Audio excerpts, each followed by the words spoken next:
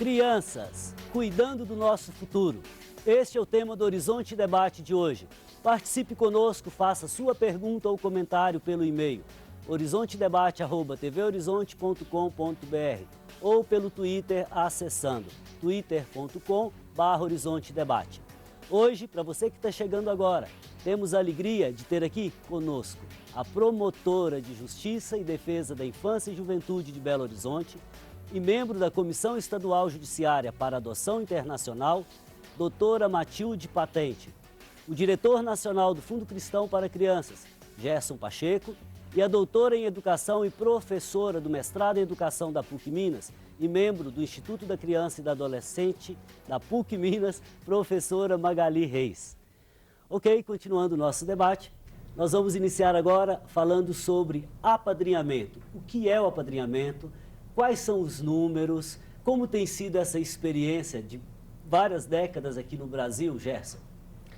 Então, quando você comentou, e nós todos sabemos, a imprensa tem noticiado os 16 milhões na miséria, esses 16 milhões estão muito no Nordeste, muito no Norte, longe do Sul e do Sudeste, aqui no Sudeste mais no Jequitinhonha, e nós vamos lá cuidar dessas crianças que estão em privação, exclusão e vulnerabilidade com aquele que está apadrinhando.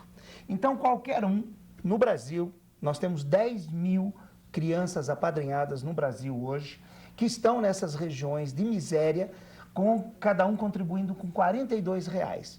Com muito pouco, você se junta a esses 10 mil que já apadrinham e nós vamos cuidar dessa criança lá. De novo, como que é o cuidado? Como é que é o carinho? Com a família, com a criança e com a comunidade, transformando essa criança numa liderança. Mas o padrinho não tem presença lá na comunidade? Não, o padrinho vai comunicar com essa criança até os 19 anos. Digamos que você apadrinha agora, entre aí no nosso site, apadrinhamento.org.br, e lá naquele site você escolha uma criança de 2 anos e você comece a apadrinhar e fique com essa criança até os 19 anos, que é quando a gente permite o apadrinhamento. Você vai receber as cartinhas dessa criança, ela contando o que está acontecendo com a vida dela. Você vai poder responder aquelas cartas e ter um vínculo autêntico com aquela criança. Você vai colocar uma foto daquela criança na sua casa, você vai poder mandar uma foto da sua família para que aquela criança na casa dela também enxergue você como o que está apadrinhando. Você vai receber um relatório de desenvolvimento daquela criança. Nós somos auditados pelas grandes auditorias. Então, todo esse recurso vai criar um vínculo com você, com uma criança lá na miséria.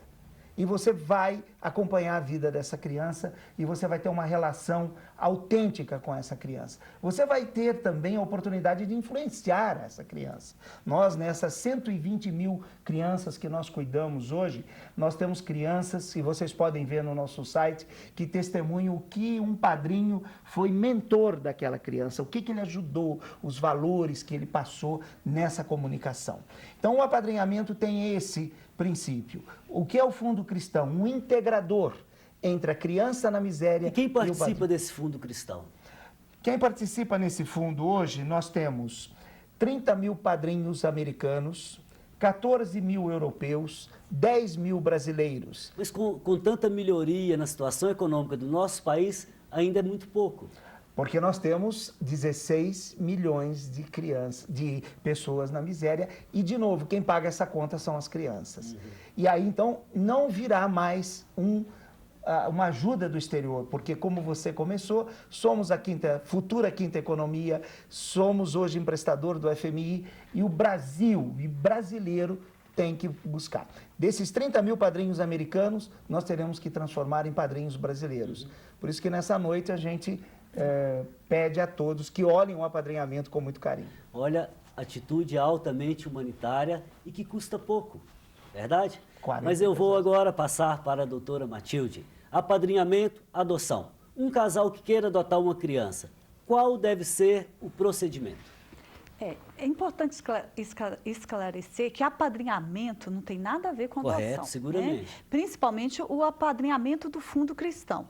Porque nós temos aqui também em Belo Horizonte o CEVAM, que é o Centro de Voluntariado, que tem esse trabalho de apadrinhamento, que é um trabalho também muito bacana, que faz com crianças maiores, né? Conseguindo padrinhos, madrinhas para essas crianças que estão em acolhimento institucional, ou seja, em abrigos, né? E o apadrinhamento, ele não tem por finalidade a adoção.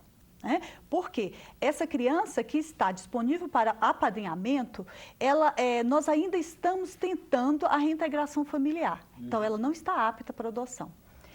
Agora, quanto à adoção, as pessoas ou casal que desejam adotar, adoção legal permitida no nosso país, né? Essa pessoa tem que procurar a Vara da Infância e Juventude de Belo Horizonte, que é situada na Olegário Maciel, 600, e preencher, né, um cadastro. Então, vai se submeter a um procedimento, uma habilitação para adoção. E esse procedimento consiste na apresentação de diversos documentos comprovando a idoneidade, a capacidade econômica para a adoção, futura adoção. Posteriormente, essa pessoa ou o casal deverá submeter um curso de preparação jurídica e psicossocial para adoção, obrigatório hoje. E, posteriormente, o comissário da Infância e Juventude realizará uma sindicância na casa desses postulantes para ver se realmente eles estão aptos a receber uma criança dentro daquele lar, ou seja, se existe espaço para uma criança. Então, verificar também as condições de moradia. Não basta o desejo de quem quer adotar. É não. preciso que haja condições, garantias jurídicas e, sobretudo, garantias de que aquela criança venha receber, de fato, educação e vida. E vida. E nós cuidamos e preocupamos com a criança. O nosso foco é a criança e o adolescente. Agora, tudo isso, vamos dizer, são preocupações, são posturas justamente por causa de menores abandonados que não foram adotados pelo progresso do mundo contemporâneo. Muitas vezes, esse trabalho, essa preocupação, visa evitar, né, o fracasso de uma adoção, ou seja, a devolução dessa criança que foi encaminhada para uma família substituta. Então, a partir do momento que a pessoa se prepara para receber uma criança em seu lar, as chances de uma devolução são bem menores. Então, o objetivo é preparar mesmo, porque a adoção ela não pode ser motivada exclusivamente por amor, por caridade, ou seja, preocupado com a situação do país. Existem 16 milhões de pessoas vivendo em estado de miséria. Então, por isso eu vou adotar. Não, eu acho que a adoção ela tem que ser, sim, um ato de amor, mas tem que ser um ato, um desejo de ser mãe, de ser pai, de cuidar de uma criança, principalmente. Bacana. Eu vou passar a palavra para a Magali um pouquinho, ela está caladinha, ouvindo. Ouvindo também se aprende. Eu aprendo muito.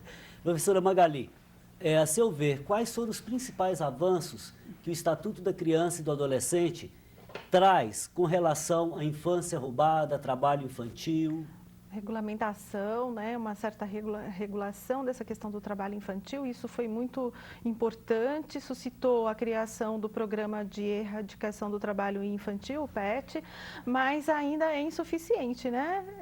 A gente ainda tem quase 5 milhões de crianças trabalhando. 5 milhões? Somente 1.100.000 são atendidas pelo PET. 5 milhões são números alarmantes para um país que se diz Estado Democrático de Direito, para um país que se diz cristão. Estamos matando o nosso futuro. Pode continuar, professor. Mas nós temos ainda um problema maior, talvez esse número seja muito maior ainda, porque nós temos ainda o trabalho infantil invisível, né, que ocorre no âmbito dos lares, não só o trabalho infantil doméstico, meninas que trabalham em casas de família, mas também algumas linhas de produção terceirizadas que vão para o ambiente das famílias e que faz com que todos os membros da família trabalhem num certo produto, né? Como confecção, por exemplo, acabamento de confecção. Agora, no interior do país, seguramente, essa situação ainda é mais desconhecida e deve ser mais alarmante, porque as condições são muito precárias e onde há precariedade, há também desafios muito maiores. Nos bastidores, o Gerson falava de alguns desafios pelo Brasil afora. Você quer comentar um pouquinho? Dentro desses números que a gente tem, que você comentou, a gente tem os números, por exemplo, da prostituição infantil, que é um trabalho no Brasil. A gente comentava aí nos bastidores sobre a BR, né, Rio Bahia. E então a gente tem realmente que olhar os números, porque o Brasil é grande, ele é alarmante, ou seja, nós estamos falando de 5 milhões, é um país europeu, né? Maior que uma Finlândia, uma Noruega. Estamos falando em 16 milhões, somos um Chile. Então, o que acontece? Esses números, para o tamanho do problema que nós temos que resolver, nós precisamos de uma mobilização muito grande do país. Então, realmente, ao entrar na comunidade, nós temos que levar todos esses marcos legais importantes e assegurar os direitos da criança. Porque às vezes nem sempre são conhecidos esses marcos legais. Nem sempre são conhecidos, não são conhecidos. Ok? A doutora Matilde quer fazer um comentário em 30 segundos, por favor. Eu queria fazer um comentário, porque eu atuo exatamente nessa área também de erradicação do trabalho infanto-juvenil. E nós percebemos o trabalho urbano, né? O trabalho na cidade de criança e adolescente. É um trabalho e que é aceito pela sociedade, porque a criança está no sinal vendendo bala, e essa criança que está vendendo bala, fazendo malabarismo nas ruas, ela recebe muito mais do que se fosse o pai ou a mãe vendendo bala ou fazendo esse tipo de trabalho nas ruas. Porque as pessoas se sentem assim, provoca, né, a comiseração alheia, né?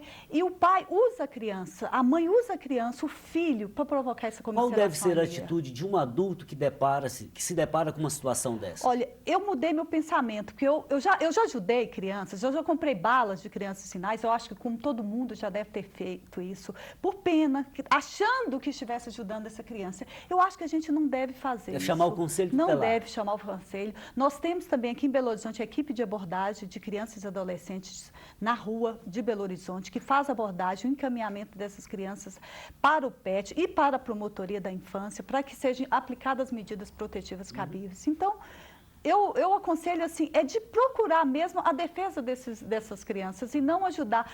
Simplesmente por ajudar. Mas a vida precisa de pausas, nós também. Nós vamos para um breve intervalo e voltamos logo. Hoje estamos falando sobre os cuidados que devemos ter com as nossas crianças, cuidados para com o nosso futuro. Até daqui a pouco.